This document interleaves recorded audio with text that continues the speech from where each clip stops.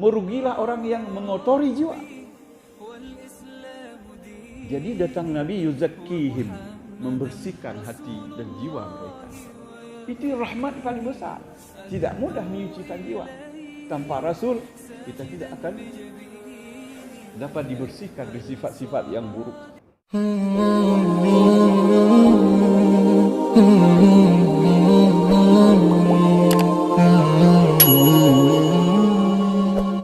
Bismillahirrahmanirrahim. أعزائي وأحبائي أحييكم تحية الإسلام.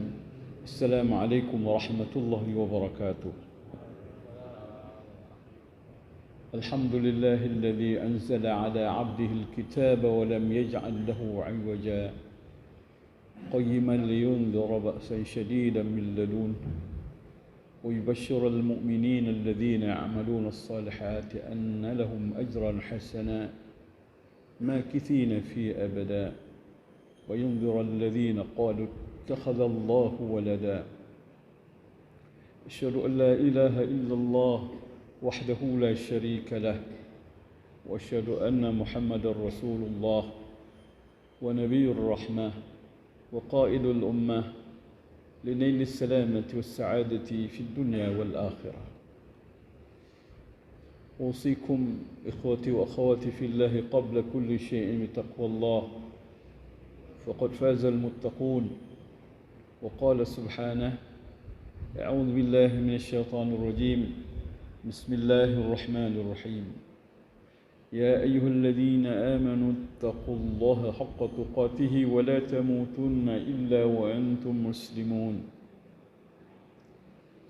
يا أيها الناس اتقوا ربكم الذي خلقكم من نفس واحدة وخلق منها زوجها وبث منهما رجالا كثيرا ونساء واتقوا الله الذي تساءلون به والأرحام إن الله كان عليكم رقيبا. يا أيها الذين آمنوا اتقوا الله وقولوا قولا سديدا يصلح لكم أعمالكم ويغفر لكم ذنوبكم ومن يطع الله ورسوله فقد فاز فوزا عظيما.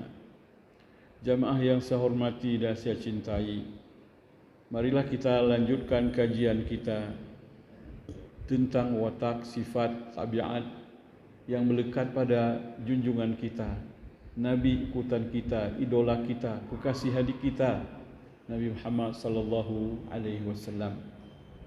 Kita sedang menguraikan tentang rahmatun Nabi sallallahu alaihi wasallam. Rahmah, kasih dan sayang Nabi sallallahu alaihi wasallam. Sebagaimana sudah kita ketahui, Nabi kita adalah rahmat yang diutuskan oleh Allah bagi alam sekalian. Hal ini sangat tegas dijelaskan oleh Allah di dalam surah Al-Anbiya ayat 107. وَمَا أَرْسَلْنَاكَ إِلَّا رَحْمَةً لِلْعَالَمِينَ. Dan tidak kami utuskan engkau wahai Muhammad melainkan untuk menjadi rahmat bagi seluruh isi alam. Rahmat bagi alam manusia, rahmat bagi alam haiwan, rahmat bagi alam tumbuh-tumbuhan, rahmat bagi alam jamadat, benda-benda mati, rahmat bagi alam yang tidak bisa kita lihat. Seluruhnya merasakan rahmat dengan kehadiran Nabi kita Muhammad sallallahu alaihi wasallam. Beliau juga menegaskan, ana rahmatun muhdah. Aku ini rahmat hadiah Allah. Rahmat yang dihadiahkan.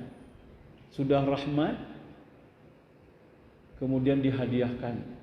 Tidak mungkin hadiah tidak berguna. Tidak mungkin hadiah tidak berharga. Rahmat yang sangat berguna. Hanya orang yang tidak beriman, yang tidak paham akan nikmat ini. Kemudian Rasulullah juga rahmat bagi manusia yang hidup di bumi ini, yang beragama dengan macam-macam agama, yang berakidah dengan macam-macam akidah. Walaupun beliau datang membawa akidah Islamiyah, tapi bagi orang-orang yang berakidah dengan akidah yang lain juga merasa rahmat. Muhammad itu rahmatul lil mu'minin, rahmat bagi orang yang mukminin. Wa rahmatul lil kafirin, rahmat bagi orang kafir. Wa rahmatul lil munafiqin, rahmat bagi orang munafik.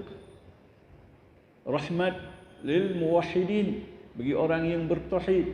Wa rahmatul lil muwahhidin, lil mulhidin, rahmat bagi orang yang tidak bertuhan, mulhidin, orang-orang komunis, syu'iyyin. Rahmat dan kehadiran Nabi kita sallallahu alaihi wasallam. Saya ingin menguraikan rahmat ini berapa yang selesai. Kalau tidak selesai nanti kita sambung. Pertama, rahmatul lil mu'minin. Sudah jelas, sangat jelas, beliau adalah rahmat bagi orang yang beriman. Allah menyebutkan banyak sekali ayat dalam Al-Quran. Kita ambil beberapa di antaranya. Pertama dalam surat Ali Imran ayat 164. A'udzubillahi minasyaitonir rajim. Bismillahirrahmanirrahim. Laqad manna Allahu 'alal mu'minina idh ba'atha fihim rasulan min anfusihim yatlu 'alaihim ayatihi wa yuzakkihim wa yu'allimuhumul kitaba wal hikmah wa in kanu min qablu lafi dhalalin mubin. Laqad manna Allahu 'alal mu'minin. Sungguh besar karunia dan rahmat Allah bagi orang yang beriman. Lil mu'minin, bagi orang yang beriman. Idz ba'atsa fihim rasulan min anfusihim. Ketika Allah mengutuskan kepada mereka seorang rasul dari kalangan mereka sendiri. Apa kerja rasul itu? Yatlu 'alaihim ayatihi wa yuzakkihim. Rasul ini kerjanya yang pertama membaca-bacakan kepada mereka ayat Allah. Kedua, wa yuzakkihim, menyucikan, membersihkan jiwa mereka dari akidah syirik, dari sifat-sifat yang tercela, dari akhlak-akhlak yang tidak terpuji, dibersihkan. Wa yu'allimuhumul kitaba wal hikmah, dan mengajarkan kepada mereka Alkitab, Al-Quran sebagai pegangan hidup, wal hikmah, dan sunnahnya. Quran dipadukan dengan sunnah. Wa in kanu min qablu lafi dhalalin mubin, sedangkan mereka sebelumnya benar-benar berada di dalam kesesatan yang nyata. Jadi rahmat Nabi Muhammad bagi umat yang beriman yang pertama adalah bara'atuhum minadh dhalalah, terlepasnya mereka dari kesesatan. Rahmatul hidayah, rahmat dapat hidayah, dapat al-huda war-rasyad, dan bimbingan. Rahmat pertama adalah rahmatul hidayah dan bebas daripada kesesatan. Hidayah adalah rahmat yang tidak ada rahmat setelah itu, sangat besar. Dhalalah, kesesatan, adalah kerugian yang tidak ada kerugian setelah itu.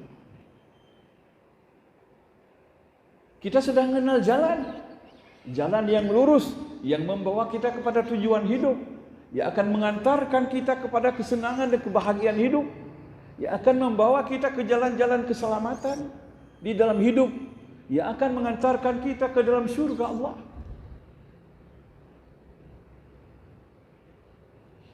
Sesat adalah kerugian yang paling berat. Kalau kita tersesat jalan, sakit, pedih, jengkel, rugi, habis waktu, habis uang, gagal rencana, mau pertemuan dengan orang, mau datang memenuhi undangan, tidak kesampaian karena salah jalan, sakit, rugi. Bagaimana kita kalau salah jalan satu hari? Berapa rugi kita sehari rugi? Mau pergi ke Medan, salah jalan sampai ke Takengon atau sampai ke Blangkerjen. Tujuannya ke Medan, sampainya ke Blangkerjen. Apa kerugian? Waktu, minyak, capek, Janji dengan orang tak tepat, bermacam-macam akibat. Baru sehari, bagaimana seminggu? Bagaimana kalau kita rugi sebulan, salah jalan sebulan sesat? Bagaimana kalau setahun? Bagaimana kalau berpuluh-puluh tahun kita sesat? Bagaimana seumur hidup? Fakaifa idza dhalaltum tuwal hayatikum? Bagaimana rasanya sesat seumur hidup? Maka tidak ada kerugian yang paling besar selain kesesatan dalam hidup. Sehari atau 1 jam dia sesat, kita sudah menderita, rugi banyak sekali. Only 1 hour. Ya, sa'atun wahidah. Sa'atun wahidah. Tidak lebih. Kita rugi. Naqsar katsiran. Dah rugi banyak. Bagaimana kalau seumur hidup? Maka rahmat pertama Nabi Muhammad bagi orang yang beriman adalah bebas daripada kesesatan. Wa in kanu min qablu lafi dhalalin mubin. Sedangkan mereka sebelumnya berada dalam kesesatan yang nyata. Bebas. Allah perincikan rahmatnya. Pertama, laqad manna Allahu 'alal mu'minina idz ba'atha rasulan minhum yatlu 'alaihim ayati. Membaca-bacakan kepada mereka ayatnya. Rahmat pertama berarti sudah punya pegangan hidup, yaitu Al-Quran. Sudah ada tuntunan dan bimbingan sehingga tidak sesat. Wa yuzakkihim, dan ia datang untuk menyucikan jiwamu. Zakaun nafsi, bersihnya jiwa tidak mudah. Jiwa ini membawa kotoran sejak lahir. Berpuluh-puluh kotoran terbawa sejak lahir di dalam jiwa. Maka Allah katakan qad aflaha man zakkaha. Berbahagialah orang yang menyucikan jiwa. Setelah Allah bersumpah sebelumnya, wa nafsi wa ma sawwaha. Demi jiwa dan penciptaannya. Fa alhamaha fujurha wa taqwaha. Allah ilhamkan ke dalam jiwa itu kejahatan, keburukannya dan ketakwaannya. Dua-dua ada. Bibit itu ada kedua-duanya dalam dada manusia, dalam jiwa manusia. Lalu Allah katakan, qad aflaha man zakkaha. Sungguh berbahagialah orang yang bisa menyucikan jiwa. Wa qad khaba man dassaha. Merugilah orang yang mengotori jiwa. Jadi datang Nabi yuzakkihim, membersihkan hati dan jiwa mereka. Itu rahmat paling besar. Tidak mudah menyucikan jiwa. Tanpa Rasul, kita tidak akan dapat dibersihkan dari sifat-sifat yang buruk. Dan sangat susah karena dia melekat dalam diri kita. Wa yu'allimuhumul kitaba wal hikmah. Rahmat berikutnya, Rasulullah mengajarkan ilmu. Alkitab, pedoman utama. Hikmah, pedoman kedua, yaitu sunnah Nabi. Berbahagialah orang yang hidup dengan Al-Quran dan sunnah. Sedangkan sebelumnya berada dalam kesesatan yang nyata. Al-Quran Allah sebutkan sangat jelas. Qad ja'akum nurun minallahi wa kitabun mubin. Sungguh telah datang kepadamu nurun, cahaya, nur, cahaya dari Allah. Wa kitabun mubin, dan kitab yang menerangkan segala-galanya. This book explains to you everything you need in your life. Kitab ini menerangkan kepadamu segala keterangan yang kamu perlukan dalam hidupnya. Dalam hidup ini. Tidak ada yang tidak ada. Sudah ada semuanya. Urusan apa? Akidah, ibadah, muamalah. Urusan apa? Semuanya ada di sini. Tidak ada yang tidak ada. Kitabun mubin. Yahdi bihillahu man ittaba'a ridwanahu subulas salam. Dengan kitab yang dibawa oleh Muhammad ini, Allah memberi petunjuk kepada orang-orang yang memang mencari ridhanya, diberi petunjuk oleh Allah subulas salam, kepada jalan-jalan kehidupan yang penuh dengan kebahagiaan, ketenangan dan ketenteraman. Subulas salam. Bukan satu jalannya. Kalau satu sabil, subul jama'. Dia membawa kalian kepada subulas salam, jalan-jalan yang penuh kebahagiaan, keselamatan dan ketenangan. Wa yukhrijuhum minadh dhulumati ila nur, dan mengeluarkan mereka dari kegelapan, zulumat, berbagai kegelapan, zulumat, berbagai-bagai bentuk kegelapan, ila nur, menuju satu cahaya. Kegelapan banyak sekali, cahaya cuma satu, cahaya iman. Kegelapan macam-macam. Kesesatan orang ini, kesesatan kaum itu, kesesatan kaum itu, kesalahan, kejahatan, zulumat, kegelapan hidup. Maka dalam bentuk sangat banyak. Sedangkan nur satu, itu Al-Quran, yaitu Islam, iman. Satu nur tidak banyak. Wa yahdihim, dan memberi petunjuk kepada mereka ila siratim mustaqim, kepada jalan yang lurus. Allahu Akbar. Besar sekali. Allah mengulang lagi. Coba kita lihat satu lagi dalam surat Al-Baqarah ayat 151. Kama arsalna fiikum rasulan minkum yatlu alaikum ayatina wa yuzakkikum wa yuallimukumul kitaba wal hikmah ويعلمكم ما لم تكونوا تعلمون. Sebagaimana kami telah memberi rahmat dan nikmat yang banyak, kami beri nikmat yang lain penutupnya, yaitu kami utuskan kepadamu rasul. Arsalna fikum rasulan minkum, dari dirimu sendiri. Yatlu alaikum ayatina, ia membaca-bacakan ayat kami kepada kalian. Wa yuzakkikum, ia membersihkan dadamu daripada syirik dan sifat-sifat yang jelek. Wa yuallimukum ma lam takunu ta'lamun, dan dia mengajarkan kepadamu apa-apa yang kamu sebelumnya tidak tahu.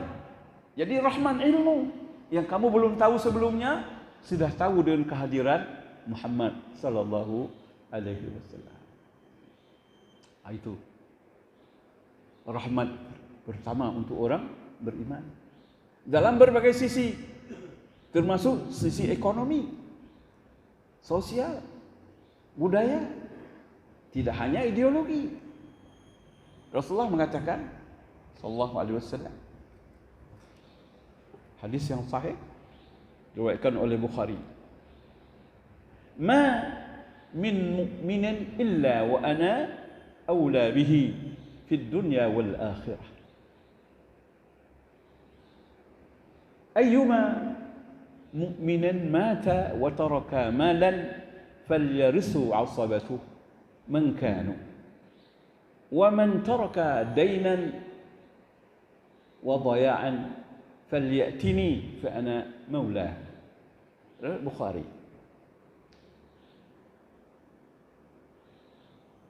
Tidak ada orang yang beriman kecuali akulah yang lebih pantas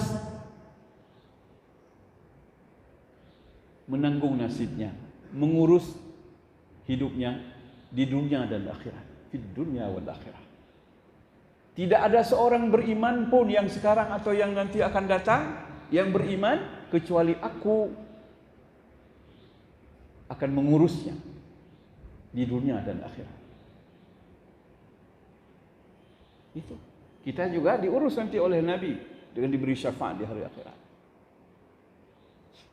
Ayyuma mu'minin, mukmin yang mana saja, idza mata, bila dia mati, wa taraka malan, dan ia meninggalkan harta, falyarisu 'asabatu, hendaklah diwariskan hartanya, diwarisi hartanya oleh kerabatnya. Aku tidak ambil. Man kanu, siapapun mereka yang berhak menerima, bagilah untuk mereka.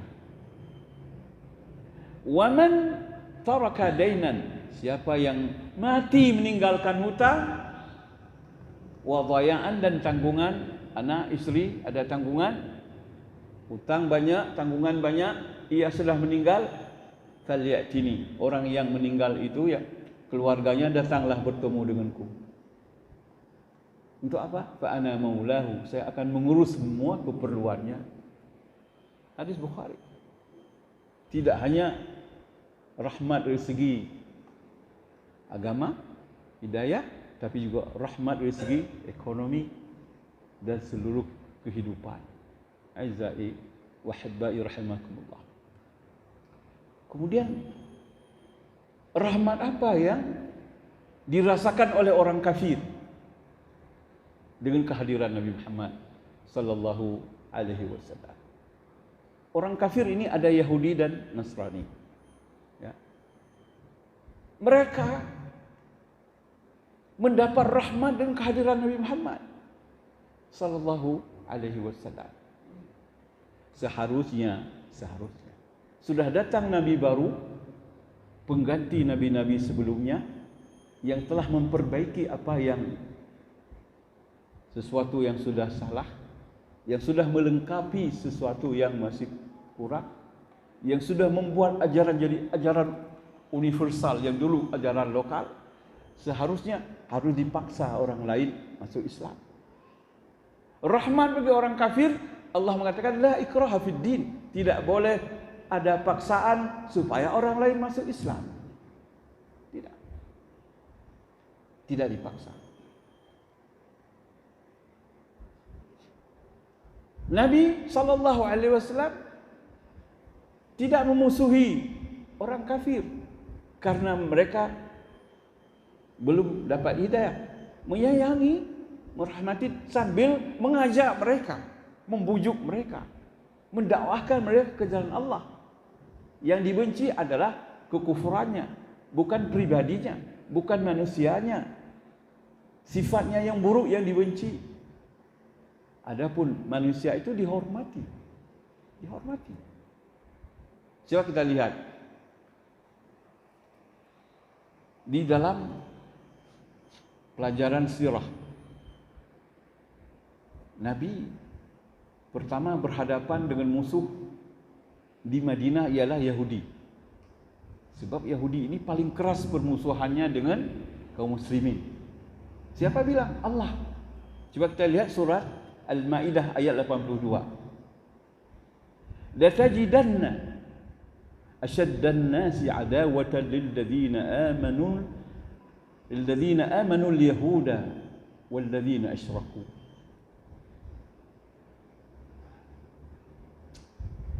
Sungguh kamu dapati, oh Muhammad, manusia yang paling keras permusuhannya dengan orang beriman adalah al-Yahud, orang Yahudi.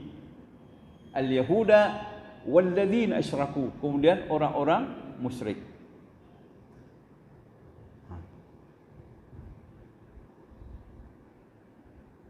Kemudian wala tajidanna aqrabahum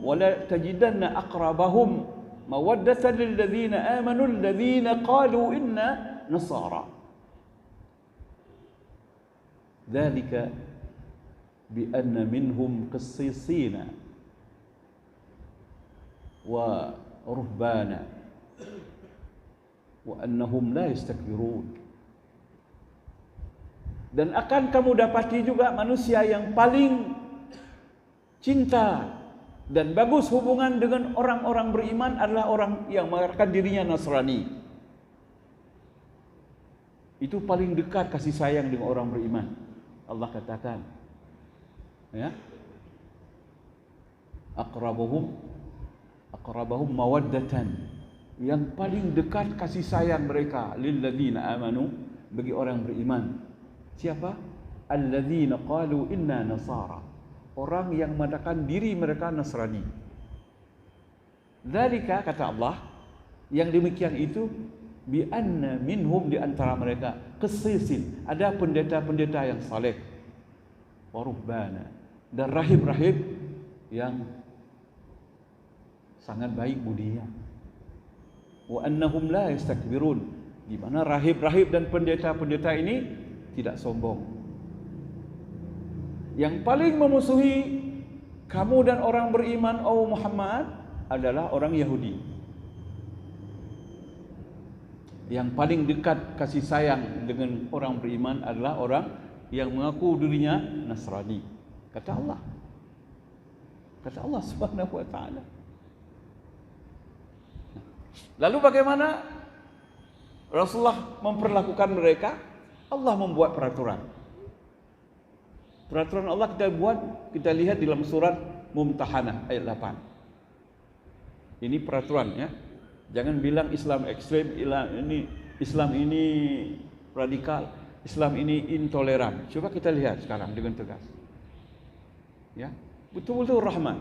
Allah katakan, "La yanhaakumullahu 'anil ladzina lam yuqatilukum fid din wa lam yukhrijukum min diyarikum an tabarruhum wa tuqsitu ilaihim. Innallaha yuhibbul muqsitin." Surat Mumtahanah ayat 8. Tidak dilarang kamu oleh Allah untuk berbuat baik dan berlaku adil kepada orang-orang yang tidak seagama denganmu, selama mereka tidak membunuhmu karena beragama dengan agama Islam, dan selama mereka tidak mengusirmu dari tempat tinggalmu.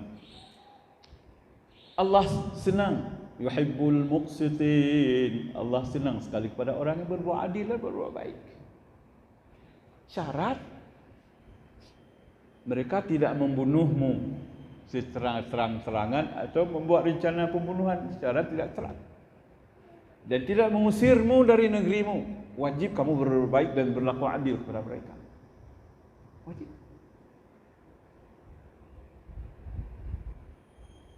Kenapa juga ada perang? Perang itu karena mereka berbuat salah, karena mereka ingin membunuh orang Islam, karena mereka ingin menghabiskan agama Islam. Allah tidak melarang. Surah Al-Mumtahanah ayat 8. Ini dalilnya. Kemudian coba lihat. Rasulullah bersabda dari Ibnu Umar, an Ibnu Umar radhiyallahu anhuma, anin Nabi sallallahu alaihi wasallam qala. Dari anak Umar bin Abdullah bin Umar, Rasulullah bersabda. Apa Rasulullah mengatakan? Man qatala mu'ahadan lam yarah raihatal jannati wa inna rihaha la yujadu min masirati 40 aman. Siapa yang membunuh orang kafir yang sudah mengikat perjanjian dengan orang Islam, tidak saling membunuh, tidak saling merusak. Siapa yang membunuh orang kafir yang telah mengikat perjanjian dengan orang Islam, lam yarah raihatal jannah, dia tidak akan mendapati bau syurga. Bau syurga pun tidak dapat. Wa inna rihaha, sehingga padahal harumnya syurga itu la yujadu, masih dirasakan harumnya syurga min masirati 40 aman. Ya, masih bisa dicium bau syurga jauh 40 tahun perjalanan kaki. Orang yang membunuh non-muslim yang sudah terikat dalam satu perjanjian, satu orang mu'ahadan, lam yarah raihatal jannati. Dengarlah wahai orang yang mengklaim Islam ini radikal dan membunuh orang. Siapa yang bunuh orang? Siapa yang bunuh orang? Perang, siapa suruh buat perang? Kita enggak memerangi orang. Semua perang itu yang dihadiri oleh Nabi, perang yang karena orang ingin membunuh Nabi. Dibuntuti, cari pasal.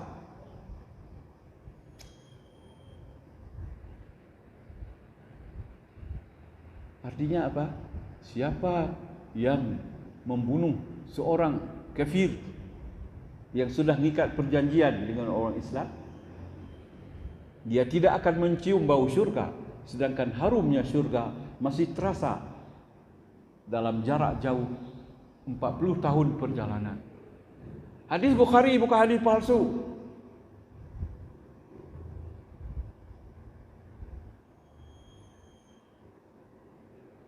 Aneh sekali orang nuduh Islam ini membunuh orang. Siapa yang bunuh? Orang letak bom itu bukan, itu orang-orang radikal yang diajari sekejap oleh orang untuk tujuan jahat. Mereka enggak kenal Islam. Diajarkan 2 minggu sudah tu. Enggak tahu mereka Islam, enggak tahu. Sama dengan orang boikot orang sekarang. Assalamualaikum jawab lagi. Baru 5 hari belajar sudah boikot orang. Sama. Enggak tahu mereka Islam.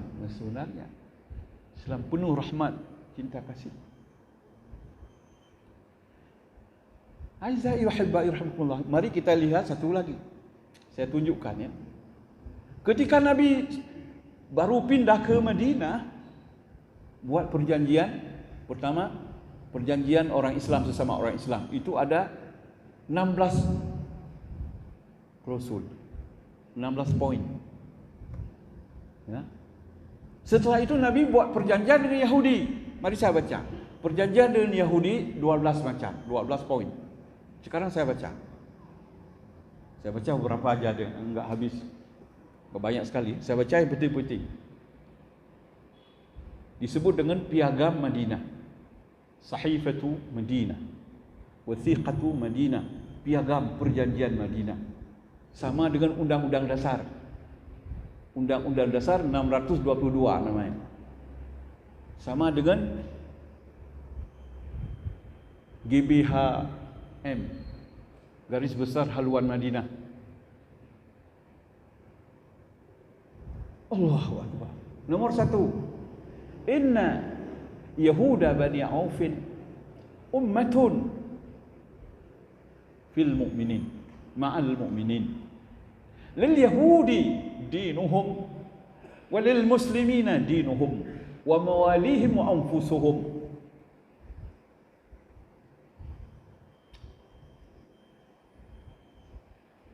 Sesungguhnya Yahudi Bani Auf ummatun, satu umat tinggal bersama kaum mukminin. Ummatun, satu umat mereka. Ma'al mukminin, yang hidup berdampingan dengan orang beriman.